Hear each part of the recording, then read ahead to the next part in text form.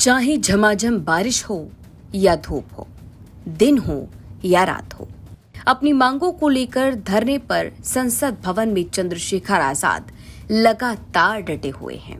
चंद्रशेखर आजाद के धरने का आज चौथा दिन है।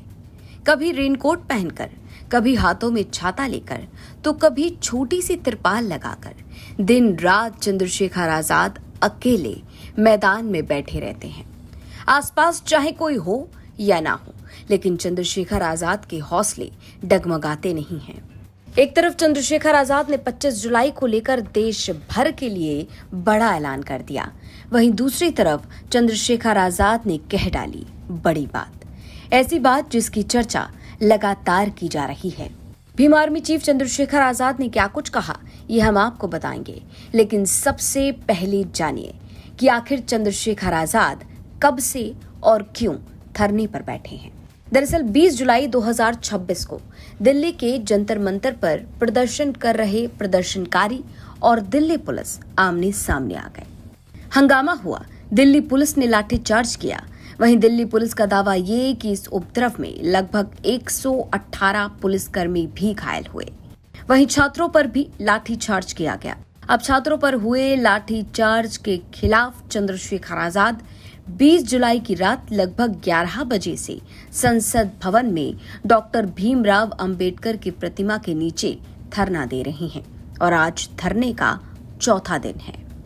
हाथों में भारत का संविधान और 2 पोस्टर। बच्चों पर चली एक एक लाठी का जवाब देना होगा।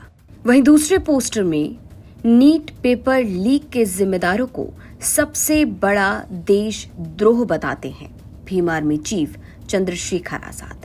और डॉक्टर भीमराव अंबेडकर की प्रतिमा के नीचे संसद भवन में चंद्रशेखर आजाद लगातार डटे हुए हैं।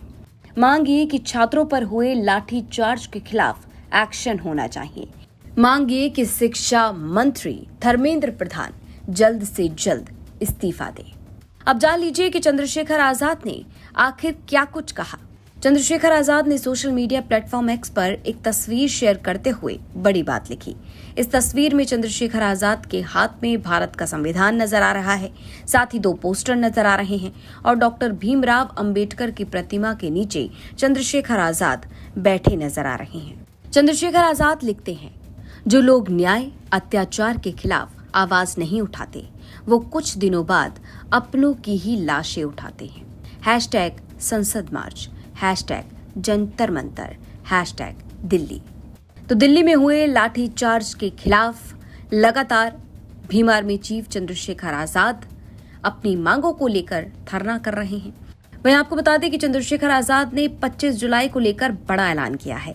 चंद्रशेखर आजाद ने ऐलान किया कि 25 जुलाई को भीम आर्मी के कार्यकर्ता और आजाद समाज पार्टी के कार्यकर्ता देश भर में सभी जिला मुख्यालयों पर ज्ञापन देंगे, जिसमें दिल्ली में हुए लाठीचार्ज और साथ ही साथ जौहर यूनिवर्सिटी पर चल रहे बुलडोजर एक्शन को लेकर सवाल उठाया जाएगा।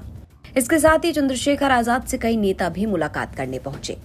AIMIM चीफ असदुद्दीन ओवैसी चंद्रशेखर आजाद से मिलने के लिए पहुंचे थे, जिसके बाद आप सांसद संजय सिंह भी मिलने पहुंचे। संजय सिंह और चंद्रशेखर आजाद की मुलाकात पर समाजवादी पार्टी की तरफ से हमला बोला गया। समाजवादी पार्टी का कहना है कि जिस वक्त संसद के अंदर आवाज उठानी चाहिए, उस वक्त शांत बैठा जा रहा है।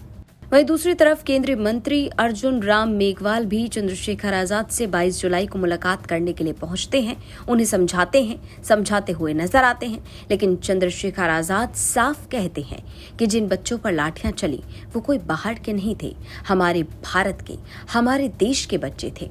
वो कहते हैं कि उनकी मांगों को पूरा कर लिया जाए। वो बच्चे हैं, उन्हें समझाएंगे तो वो समझ जाएंगे। लेकिन ये जो अत्याचार हो रहा है वो किसी भी सूरत में बर्दाश्त के काबिल नहीं है।